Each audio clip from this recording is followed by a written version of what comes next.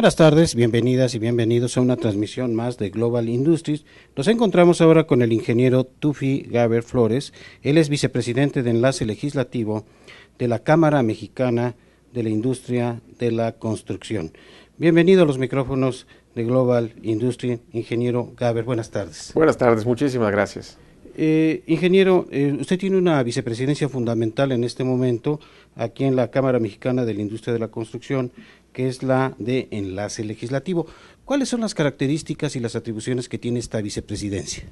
Bueno, a mí me ha tocado, como les decía, venir de Yucatán, presidir la Cámara en Yucatán y ser 4 años aquí en México secretario nacional de la Cámara, a invitación del ingeniero Luis Zárate, que distingue que hay que fortalecer la relación con el Poder Legislativo, y nos hemos metido de lleno a desarrollar una agenda con los legisladores. Esta agenda tiene su nacimiento en el documento que titulamos México Infraestructura, el proyecto que México necesita, y que, bueno, en su momento presentamos a los candidatos, al hoy presidente de la República, a la CONAGO y a un muy buen número de legisladores que hoy están presentes en la actual legislatura federal. Entonces, bueno, eso nos obliga a trabajar mucho con ellos. Nos congratulamos, en el caso de la Cámara de Diputados, de la creación de la Comisión de Infraestructura. Se nos hace un espacio que va a ser un punto neurálgico, un punto nodal para el crecimiento y el fortalecimiento del diálogo con los industriales de la construcción y con muchas entidades, y que, bueno, va a ser un detonante futuro. Precisamente esta Comisión de Infraestructura que le está estrenando la actual legislatura en la Cámara de Diputados, ¿qué esperan ustedes de ellos? ¿Qué esperan de esta Comisión de Infraestructura? Bueno, en principio hemos platicado con ellos, queremos abundar en el diálogo, queremos desarrollar un esquema de foro nacional de infraestructura vinculado con el legislativo, poder definir con claridad las visiones que ambas partes tenemos para la industria, para la infraestructura en el país, y poder ver en dónde tenemos las mayores igualdades de criterio, cómo le hacemos para que los objetivos de alto impacto, sobre todo de mediano y largo plazo en este país, se alcancen, y que podamos tener un país planeado, un país con conceptos claros, un país que no se esté reinventando cada trienio, cada sexenio, y estemos desperdiciando oportunidades que tanta falta nos hacen. Tiene toda la razón en esto, ingeniero Gaber, especialmente cuando habla usted de planeación. ¿Cómo consideran ustedes aquí en la Cámara Mexicana de la Industria de la Construcción este aspecto, el de la planeación? Mira, nosotros le hemos ofrecido al Poder Ejecutivo el que destinen alrededor del 5% de la inversión en obra pública para proyectos de planeación, y que inclusive este costo no sea retenido a los industriales de la construcción, obviamente previo establecimiento de reglas de qué proyectos y cómo se van a generar. Pero se nos hace fundamental el que podamos legislar eso, el que se pueda construir un fondeo suficiente para desarrollar consultorías que hoy no se tienen. El país no está acostumbrado a planear, no lo ha hecho en los últimos años. Necesitamos voltear para ser más competitivos a estos esquemas y ponerle, insisto, visión de mediano y largo plazo. Necesitamos ver el país con una bodega de proyectos o con un inventario de proyectos a 15, 18 años y en función de las necesidades tener capacidad de reacción.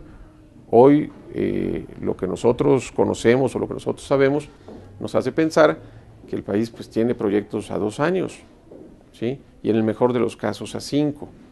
Entonces se nos hace algo sumamente limitado, y la visión o los impactos regionales, nacionales y globales están muy acotados, ¿no? Y poco sociabilizados. Muy bien, ingeniero Gaber, mencionaba usted algo clave, no estamos acostumbrados o no tenemos la disciplina de la planeación en México. Por no tenerla, ¿qué hemos perdido? Y si la tuviéramos, ¿qué ganaríamos, ingeniero? No, bueno, yo creo que nos hemos perdido de muchas cosas. Francamente, tenemos redes carreteras que posiblemente pudieran estar mejor edificadas, previendo los tráficos que se van a tener en los plazos subsecuentes. No hemos terminado de definir nuestro esquema de movilidad, por dónde nos vamos a mover más, por puertos, por aeropuertos, por carreteras, por ferrocarriles. Llevamos años sin tomar esas decisiones neurálgicas. ¿Qué tipo de energía vamos a consumir? La energía, energía limpia, la energía eólica, vamos a hacer algún tipo de apuesta adicional a la existente por la energía nuclear, hay tantos espacios por discutir y casi todos los estamos dejando pasar. Hablamos de una reforma educativa que puede llevar a tener clases, de 7 de la mañana a 3 de la tarde, de 7 a 4. Las escuelas no están preparadas, la infraestructura educativa no está preparada para eso. El esquema hospitalario, hablamos también de la modernización del sistema de salud y del sistema de pensiones. Bueno, ¿y qué va a pasar con los hospitales? ¿Qué va a pasar con los diferentes niveles hospitalarios que hay o los diferentes sectores que tienen sus propios hospitales, Seguro Social, ISSSTE, sector salud, en fin? ¿Cómo hacemos eficaz o eficiente ese sistema? ¿Cómo lo echamos a andar de mejor manera? Tantos temas que terminan resultando en infraestructura. Yo creo que hay que poner las pilas. Por supuesto. Hablaba usted de reformas y en el Pacto por México hay una serie de propuestas. Tengo entendido que casi son 87 propuestas y compromisos de reformas. Concretamente en el área de la construcción vemos varias muy importantes. Para empezar, la energética. ¿Cómo recomendaría usted, precisamente por su importante vicepresidencia de enlace legislativo, que fuera precisamente las características de esta reforma energética? Bueno, yo creo que te puedo hablar de puras generalidades porque las particularidades irán saliendo en el transcurso, claro. Pero yo creo que debe ser una reforma de gran calado, debe ser una reforma que no le regatee nada al país. Creo que hay una coyuntura muy importante con el cambio de gobierno. Tenemos que aprovechar estos momentos. Si logramos hacer que todo esto transite bien, podemos tener inversiones muy, muy relevantes y eficacias o eficiencias mucho mayores a las que tenemos hoy en términos de producción de gasolinas o producción de plásticos y sus derivados, transferencia de tecnologías, que hoy, la verdad, siento yo que estamos quedándonos cortos en ese sentido. En fin, hay tantas cosas que podemos hacer con la reforma energética, muchísimas. Por supuesto. ¿Y la reforma fiscal? La reforma hacendaria también se le llama a esta misma reforma fiscal. ¿Qué características muy generales podría usted observar que tuviera? Bueno, adicionadas a las que acabo de decir, yo pondría que tiene que ser una reforma que estimule el emprendedurismo, que estimule la creación de nuevos empresarios, de nuevos empleos, que incluya el sector informal de mejor manera, y en el caso de nosotros, que nos dé certidumbre en el gasto, en el ejercicio presupuestal, que promueva una banca de desarrollo mucho más eficaz, mucho más vinculada con la industria, ¿sí? No podemos continuar trabajando con la banca de desarrollo que hoy tenemos. Necesitamos una banca de desarrollo ávida, desesperada por encontrar mecanismos que nos hagan más competitivos como industriales, como empresarios y como país. Señor ingeniero Gaber, nos platicaba hace unos días el director general de ICA, el ingeniero Alonso, que prácticamente los empresarios mexicanos tienen que hacer todo en forma estructural para poder hacer una obra. O sea, no nada más tienen que planearla, sino tienen que buscar financiamientos, tienen que acotar proveedurías y demás cuestiones. ¿Las actuales leyes mexicanas se encuentran acorde a eso o hay que cambiarlas? No, bueno, tendríamos que... Es una historia muy larga, pero coincido con lo que comenta Alonso, y en términos reales lo que nos ha pasado es que queremos hacer más de lo que podemos hacer. Entonces empezamos a caer me refiero a la autoridad, empieza a caer en defaults en muchos sentidos. Les faltan proyectos, pero quiere hacer obra, le faltan recursos, pero quiere continuar con su proceso de obra, y eso te va llevando una cadena de problemas que se va volviendo una bola de nieve. En otros espacios, en otros países, el contratista es eso, es un contratista y cobra cada quincena y cobra cada mes o cada semana y no tiene problemas para cobrar. Aquí solamente un dato te doy. Para poder participar en una licitación, tú tienes que acreditar un capital contable, ¿sí? Y muchas veces ese capital tiene que ser la mitad del valor de la licitación o la tercera parte. Bueno, ¿y cómo? O sea, si tu función no es ser acumulador acumular activos, tu función es contratar, es rodearte de otras empresas, de otros empresarios que te ayuden a echar para adelante un proyecto o una obra. Pero ese es el dilema en el que estamos metidos. Y evidentemente tú acudes a la banca comercial y por otro, pues, si no tienes un balance que acredite suficientes activos para garantizar tal o cual, es un círculo vicioso que tenemos que convertir en círculo virtuoso y creemos que en la parte legislativa podemos encontrar la llave para incentivar o activar esas soluciones. Ingeniero, tenemos entendido que la actual ley de obras es por lo menos de 30 años de atraso. Desde luego nos platicaba también el presidente de la Cámara Mexicana de Industria de la Construcción, Luis Zárate, que ha tenido esta ley algunas actualizaciones, pero siempre nos decía tipo literal parchecitos. Necesitamos una nueva ley, ya estamos en 2013, estamos ya entrados en el siglo XXI, necesitamos nuevos procesos legislativos, nuevos ordenamientos jurídicos para que estas obras puedan hacerse, puedan planearse y desarrollarse en tiempo y forma. Mira, yo te pudiera contestar que sí, pero yo creo que más allá de eso necesitamos legislaciones que se vayan poniendo acorde a lo que está sucediendo en el país y en el mundo, ¿sí? No importa si tienen 30 años o tienen 30 meses, el tema es que la legislación cumpla con lo que requiere el país, y si tenemos que modificarla cada año, no quiere decir que esté mal, sino que pues, el país se va moviendo, las circunstancias van cambiando y tenemos que ponerlas al momento adecuado. Entonces yo creo que la ley tiene muchas áreas de oportunidad, hay que trabajarlas. Creo que vienen buenos momentos para la industria de la construcción, entonces habría que poner mucho énfasis en ese tema. Nosotros nos hemos dado la tarea, como les comentó el ingeniero Zárate, de preparar nuestra propuesta, que seguramente será perfectible, y habremos de llevarla al Congreso para el análisis y revisión. Esta propuesta que van a presentar ustedes precisamente en febrero tiene algunas innovaciones y connotaciones y en pláticas con algunos legisladores parece que la han visto con mucho interés. ¿Podría en términos generales platicarnos, ingeniero Gaber, qué tiene esta ley, qué propone y qué mejora de la actualmente vigente?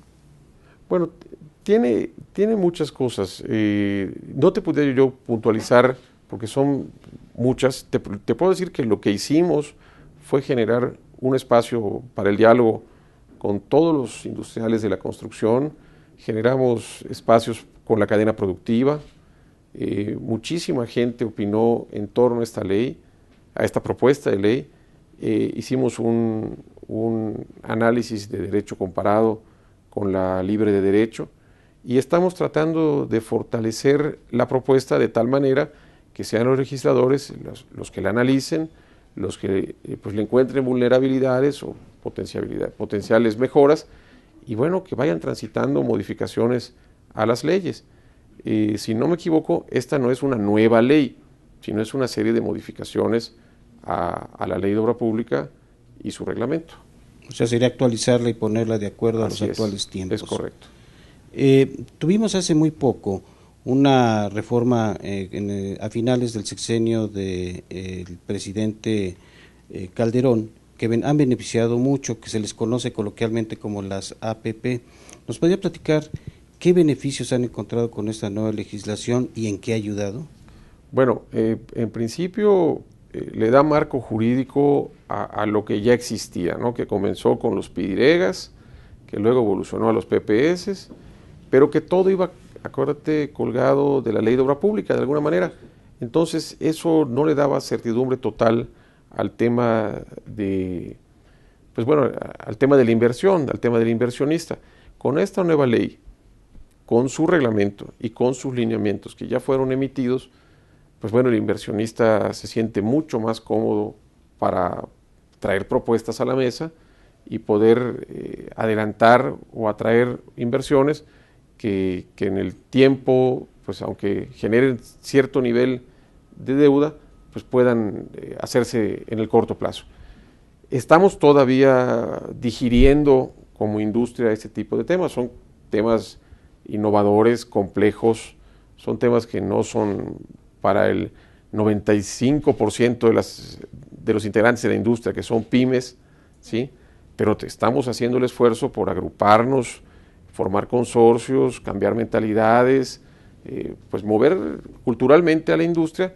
No es nada fácil, pero ahí vamos a estar trabajando. Entonces creemos y bueno, estamos convencidos de que ese tipo de leyes vienen a dar pues nuevas inversiones que no hubiéramos podido tener en otro sentido con los solos recursos fiscales. Todavía quedan dos retos muy importantes en el área jurídica por resolver. Uno de ellos es la actual ley de responsabilidades de funcionarios, que en muchas ocasiones les impide autorizar una obra, aunque esté perfecta la obra, aunque sea totalmente necesaria, se justifique, pero es una ley con tantas restricciones que luego un funcionario dice: yo estoy de acuerdo con la obra, pero no te la puedo autorizar, en este caso al contratista, debido a este tipo de limitantes que se les ofrece y que presume mucha supuesta corrupción del funcionario y que por protegerse o no terminar en la cárcel termina por no autorizarla. ¿Qué hacer ante esta limitación? Bueno, primero, no terminan en la cárcel, o sea, prácticamente, sobra decirlo, no es de nuestra área, pero averígüenle qué porcentaje de los casos llegan a esa conclusión. Bueno, pero en tanto el esquema global del país esté construido en base a la desconfianza, pues ese y otros temas serán los que nos sigan doliendo. O sea, todo el esquema se construye en base a la desconfianza. Yo te superviso a ti, tú supervisas a tres más, los tres se supervisan entre ellos, nadie confía entre ellos, y mientras menos puedas firmar, mientras menos te puedas comprometer, y como no hay un análisis de tu productividad, como no hay un análisis como los que a veces nos suelen hacer en el sector privado, pues bueno, pues da igual. O sea, mientras tú no te conflictúes, pues mejor, y el no conflictuarte quiere decir no te comprometas. Pues no firmes. Entonces, entendemos al funcionario público, claro que lo entendemos, pues no es fácil estar de ese lado, hacer que las cosas avancen, a veces a pesar de la propia legislación o de los propios reglamentos, que por no actualizarse, pues bueno, inhiben ese tipo de situaciones. Pero bueno, sobre eso habrá que trabajar. Pero sí se tiene que trabajar. Sí, pero desde luego, porque podemos modificar las anteriores leyes que ha referido. Si no hacemos focus en esto, el factor humano no va a operar en pro de las otras. Entonces, construir esquemas más basados en confianza, construir esquemas donde la sociedad observe, menos punitivos en el tema de cárcel, más en el tema de públicamente nos fallaste. Y si nos fallaste, pues que lo sepa todo el mundo, ¿no? O sea, ya de por sí eso debe ser un costo. Todavía en este país no lo es. A veces se vuelve un estímulo. Por supuesto. ¿Sí? Y la sociedad en algunas ocasiones premia o reconoce al que logra burlar la ley. Entonces, ante eso, pues es muy difícil. Es un problema cultural que tenemos que ir también trabajando. Le comentaba que eran dos retos, hay muchos, usted debe tener Sí. detectados muchos más, pero los que nosotros vemos como muy notorios, también es el aspecto de cobrar las obras. Muchas veces un contratista empieza la obra y pasa el tiempo, él empieza a invertir, de alguna manera recurrir a otros proveedores, y finalmente el tiempo empieza a comerse a este tipo de empresarios de la construcción, que son muy importantes. Pensemos, usted lo decía, sobre todo en pequeños y medianos empresarios de este nivel, que no tienen el soporte financiero suficiente para concluir obras que pueden ser de varios millones de pesos. ¿Qué hacer en la nueva legislación para que se pudiera permitir una especie de adelanto totalmente revisado, autorizado, legal, pero que les diera esa posibilidad a los contratistas, a nuestros constructores medianos, pequeños y grandes, de contar con una reglamentación que les permita de alguna manera disponer con algún porcentaje significativo de la obra, entre el 10 y el 30%, y no como ahora se tiene, que prácticamente tienen que financiar una obra y se la recuperan después de mucho tiempo. Mira, te doy un dato relacionado con la nueva ley. Por ejemplo, nosotros nos vamos más allá, podemos recibir el 50% de anticipo o el 70% en función del insumo que se esté licitando. O sea, si estamos comprando una turbina para generar energía, la fábrica no te acepta el 10% de anticipo. Si estamos comprando una máquina de última generación para tomografías o para cuestiones de tratamiento, no sé, de cáncer, por ejemplo, pues no te aceptan el 10%. Entonces, que la ley permite esa versatilidad y si para ese tipo de productos tenemos que dar el 50 o el 70% de anticipo, que la ley obsequie ese tipo de cosas. Pero todo eso al final se resume en planeación, ¿sí? Lo que nosotros hacemos o planeamos en un año y nos lleva a construir 3 años, otros países lo hacen a la inversa. Planean 3 años y construyen en 1. Porque planean sus recursos financieros, planean su proyecto ejecutivo, planean toda la tramitología, observan para cuándo requieren los equipos, etcétera, y ya que tienen todo eso, pues licitan. Nosotros no, nosotros planeamos en 1 o menos y nos vamos 3 o 4 años construyendo porque no sabíamos que se iba a tardar más esto, no había el recurso, no estaba liberado el permiso X y S, en fin, todo creemos va enfocado a la planeación. Ese es un tema que ancestralmente nos ha dolido a la industria. Y bueno, tenemos que darle la vuelta.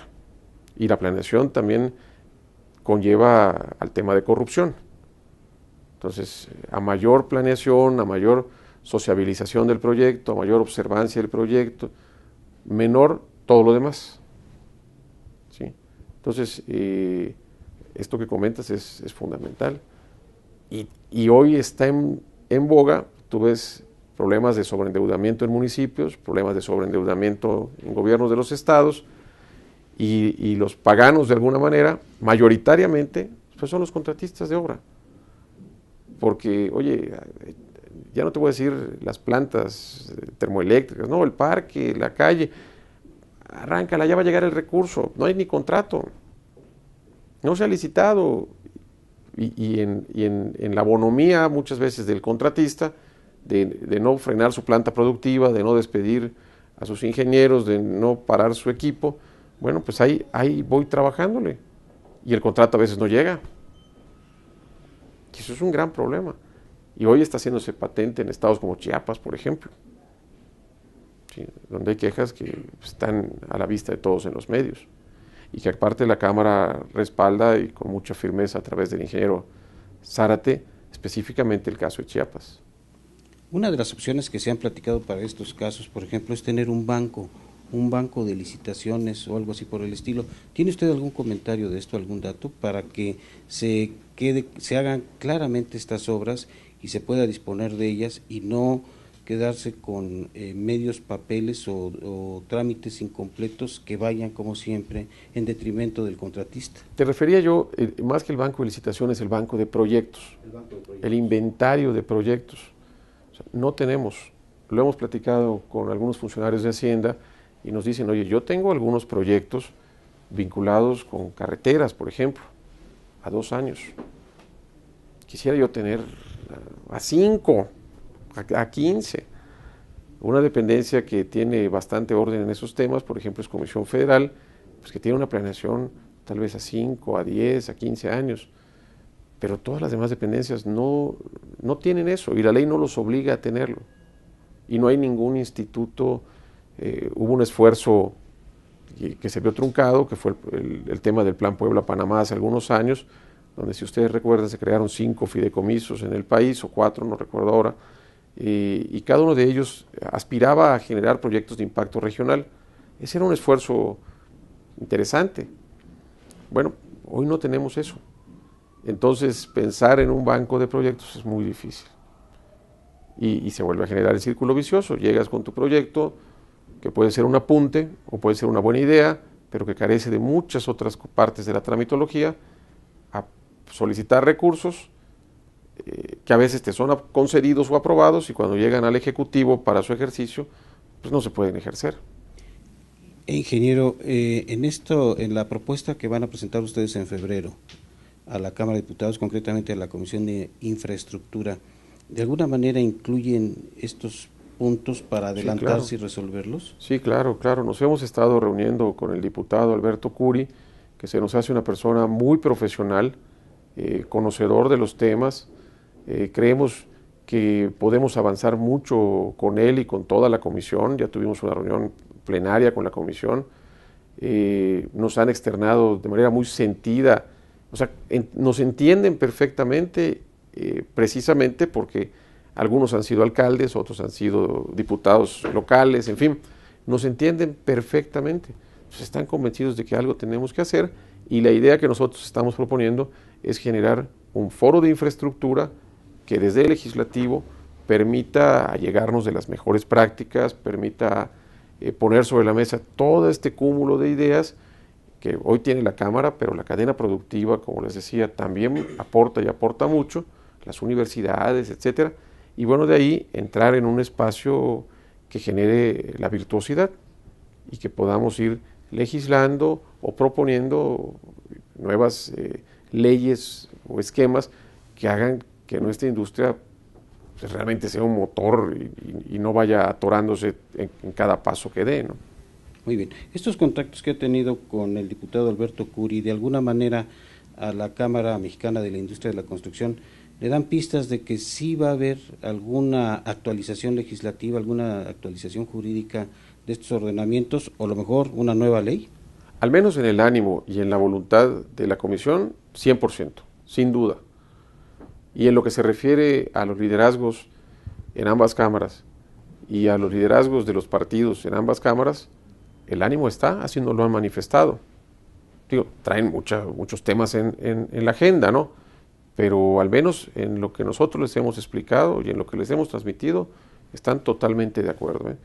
Y no hay necesidad de convencerlos, basta con, bueno, primero, son gente que conoce, y segundo, entienden que la industria es contracíclica, la industria genera empleo, la industria participa de manera importante en el PIB, la industria tiene impactos regionales y estatales más que globales, o sea, compra mucho producto que es producido en los estados, en fin, genera círculos virtuosos muy rápido. Entonces, ¿cómo le hacemos para que eso así transite, así se dé? Entonces, bueno, no estamos no como una prioridad en la agenda legislativa que está expuesta en los medios, claro. ¿Sí? Las prioridades son las que usted refirió, pero seguramente nos vamos a subir en esas prioridades y trataremos de ir subiendo las nuestras. Y en los temas que competen al Ejecutivo, no nos cansamos de insistir en la creación, reactivación o como le queramos llamar, del Consejo Nacional de Infraestructura, que es un espacio que puede ser el que profesionalice todo lo que acabo de decir, porque ahí convergen las fuerzas políticas, convergen los intereses empresariales, convergen pues todo lo que tiene que ver con la industria. Y se pueden ahí derivar mesas, se puede hacer de una manera muy profesional, inclusive evolucionado a lo que se hizo con el presidente Fox, pues ya con un presupuesto, con secretarios técnicos, con gente que produzca, con gente que podamos evaluar y evidenciar sus ineficiencias, o sea, hacerlo diferente. Creo que se puede. Por supuesto. ¿Y este Consejo Nacional de Infraestructura, quiénes lo integrarían? Bueno, de entrada lo preside el presidente de la República. Eso ya para nosotros es fundamental porque es de primerísimo nivel. Y ahí se van secretarios de Estado, liderazgos empresariales, liderazgos políticos, pero todo el punto es que le ponemos énfasis a la infraestructura. Ya olvidémonos de que si el sexenio, el año o lo que fuera, no, el tema es la infraestructura. Todos los compromisos de los gobiernos de los estados, la CONAGO, todos los compromisos del actual presidente, ¿sí? A lo mejor no todos, pero el 90%, todos van vinculados con infraestructura. Entonces, ¿cómo no poner énfasis en ese tema? Y si todas estas mejoras nos van a generar mayores rendimientos en términos económicos, el precio global del petróleo, la visión que del país se está dando a nivel global, etcétera, debe generar rendimientos mayores en términos de economía, pues tenemos que apostarle a la infraestructura, definir nuestras vocaciones con claridad y apostarles con sensatez. Hay tantos temas para trabajar en infraestructura, enorme. Digo, no estamos tocando el tema de minería, que es otro tema donde México está asumiendo un liderazgo muy importante hoy, y prácticamente, al menos en la parte primaria, pues infraestructura. Perdón, ingeniero, pero usted ya le dio ruta a la siguiente parte de la entrevista, que era minería, precisamente dentro de su área. ¿Cómo ve precisamente la actualización legislativa, sobre todo que ya interviene la Constitución, artículo 27, sobre esta nueva modernización que requiere la industria minera de nuestro país? Fíjate, ahí tendríamos que documentarnos, en mi caso, yo un poco más. No te puedo dar respuesta puntual al tema. Tendríamos que platicar con la gente de la Cámara de la Industria Minera y ver cómo nos subimos. Si es con esta comisión, porque esta comisión puede ser puerta de entrada, pues fantástico, con la Comisión de Infraestructura. Y si es con otras, pues cómo nos sumamos a esas causas. Que ese es también el virtuosismo que tiene la cadena productiva de la industria, que se reúne a convocatoria de la Cámara de la Construcción 4 veces al año, y que dialogan y que tratan de poner sobre la mesa ciertas problemáticas que no son comunes. Pero no te pudiera dar una respuesta puntual. Muchas gracias. Hay otros aspectos secundarios ya, pero igualmente trascendentes dentro de su área, sobre todo a nivel en cuestión de enlace legislativo, nuevas atribuciones y nuevas facilidades para las tecnologías. ¿Hasta qué punto las propuestas que van a presentar ustedes al legislativo van dirigidas también hacia la adopción o desarrollo de nuevas tecnologías en la infraestructura mexicana? Bueno, todo lo que tiene que ver con innovación y desarrollo es fundamental para la Cámara de la Construcción. Tenemos 2 institutos, una fundación, tenemos el Instituto de Capacitación de la Industria, que es el más grande de América Latina, se los habrá comentado nuestro presidente, tenemos el Instituto Tecnológico de la Industria y la Construcción, y tenemos la Fundación de la Industria y la Construcción.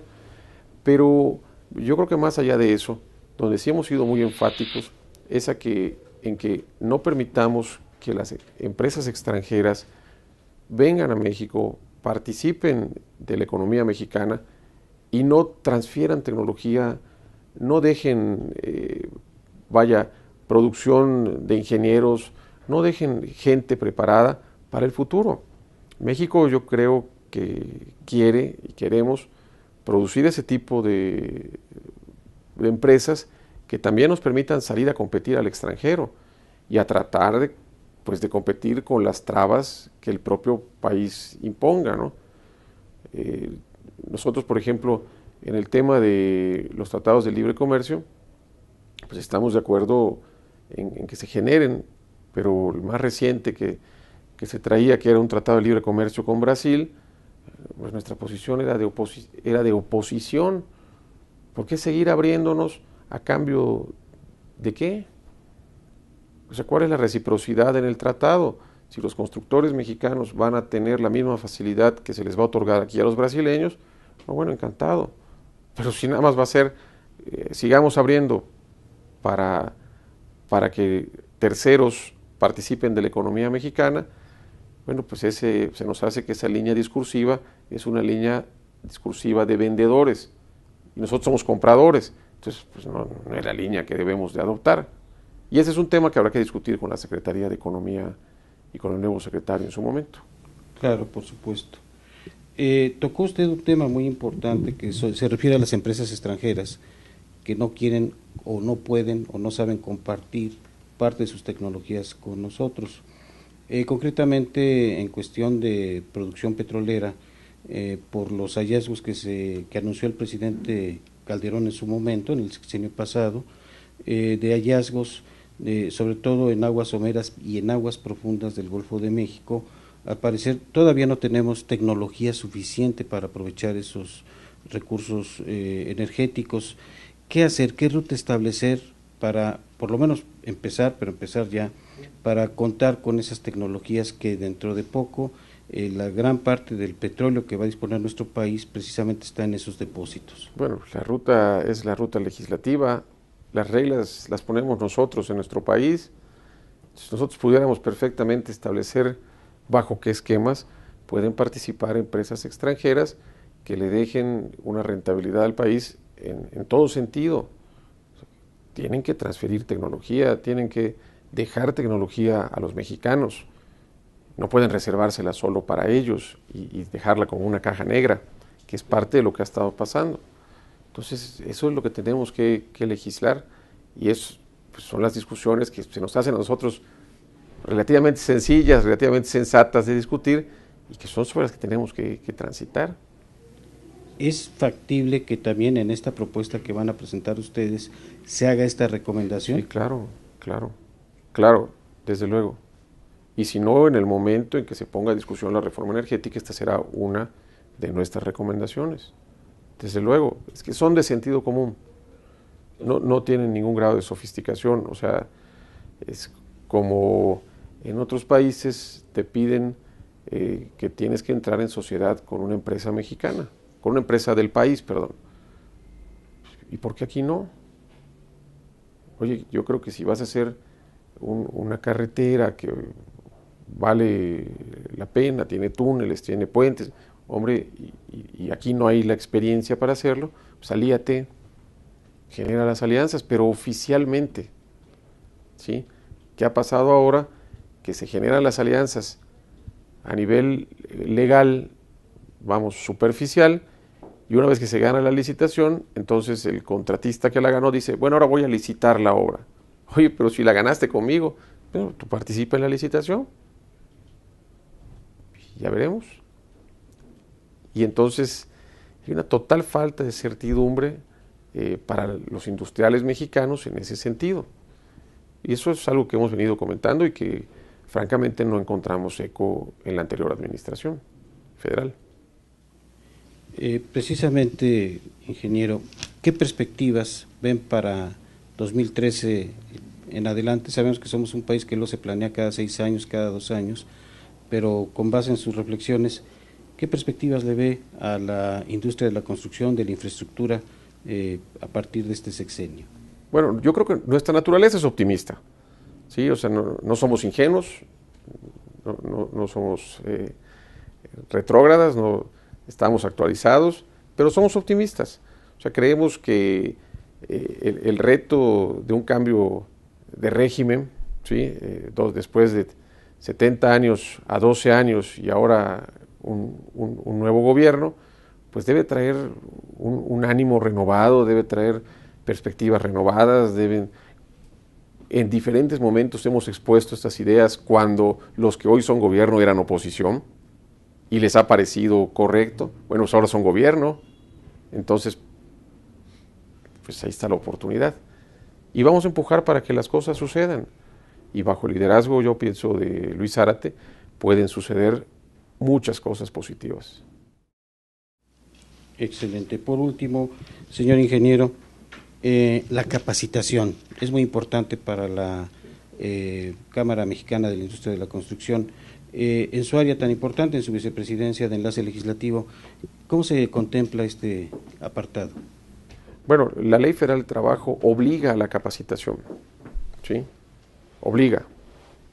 Nosotros estamos dispuestos a que se nos fiscalice, a estimular la fiscalización, a generar una política de responsabilidad social mucho más trascendente en nuestra industria, a cambiarle el rostro a la industria. Necesitamos ver obreros debidamente habilitados, debidamente con planes de protección civil, etcétera.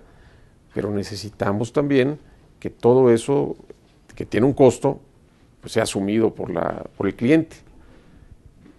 Y entremos en un proceso nuevamente virtuoso.